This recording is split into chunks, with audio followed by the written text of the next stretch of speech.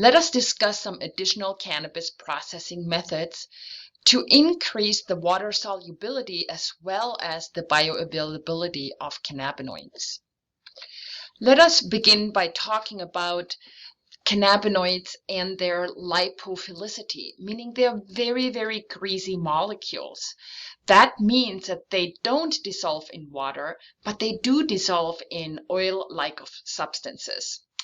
That is the reason why most over-the-counter cannabinoid products are either dissolved in olive oil or MCT oil or corn oil or any types of lipid-based substances. But in order to make cannabinoids available for, say, for example, the beverage market, or to make it more bioavailability, since 99% of your body is composed of water, we have to determine technologies that are able to increase the water solubility as well as the ability for your body to absorb it.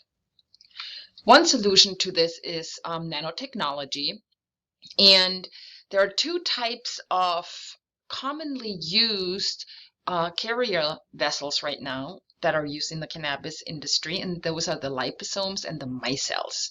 So these liposomes and micelles are composed of these lipid bilayers, which a lipid bilayer has a polar, they look like a lollipop, and the rounded part is the polar side, and these little tails here are the non-polar sides. So, for example, in a micelle, which is a very popular carrier for cannabinoids, these spheres here, they're the polar side, and they're going to be pointed outward to the aqueous environment, whereas these non-polar tails are pointed inwards, and this is where the cannabinoid would fit in here, and it would be very well solubilized in this non-polar greasy type of environment, and therefore now can be transported into an aqueous types of environment. So that's not a perfect solution. One major product that's out on the THC side is called Ripple. And Ripple contains THC in a white powder.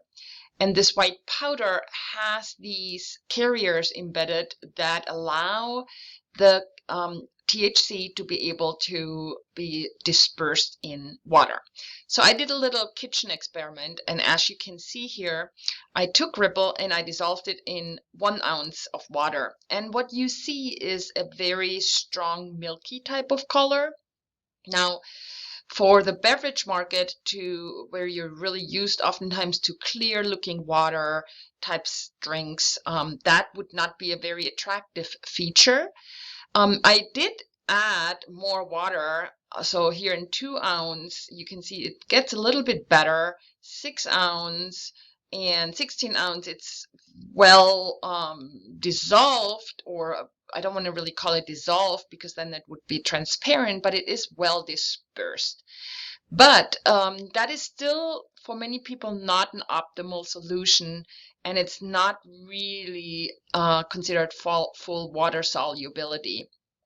So there's other technologies that are being explored for enhancement of this, and that would be sort of the polymer side of science. So we will learn in this module the polymers that can be used. One of them is called PLGA, and this polymer can also be assembled in a spherical way. And the PLGA is having these little, what we call carboxylic acid groups on the outsides, and these are the very hydrophilic, water-loving sides of the polymer, while the PLGA is sort of pointing inwards. And here the number 1, now this image comes from a paper that really is using cisplastin delivery to prostate cancer cells. However, we can make an analogy and consider this one, which is cisplastin in this image, but it could be a cannabinoid as well. So that's another really great fancy solution to increase bioavailability, because it targets directly the area where the particle is supposed to go to. Now, enzymes have also been used to increase bioavailability of cannabinoids. So this big blue substance here is the representation of an enzyme. Enzymes are huge proteins, and they can do a lot with cannabinoids. So in the example that I'm going to talk about in your module, the enzymes can actually be used to help modify the cannabinoids by an interaction of what we call a lock-key concept, where these cannabinoids can enter into an enzyme pocket, and in that pocket there's chemistry that's occurring that is called an esterification. And there's other chemistry too. But then when the cannabinoids come out on the other side, they can become water soluble because of this derivatization from the enzyme.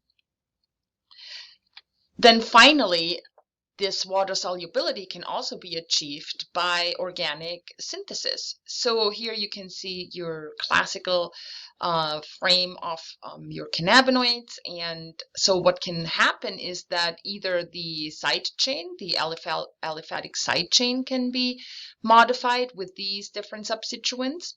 Or one can also take this phenol hydroxy group, and add a bunch of different type of esters to it. And these are all listed here. So that's another option how you can modify and modulate water solubility as well as bioavailability of cannabinoids.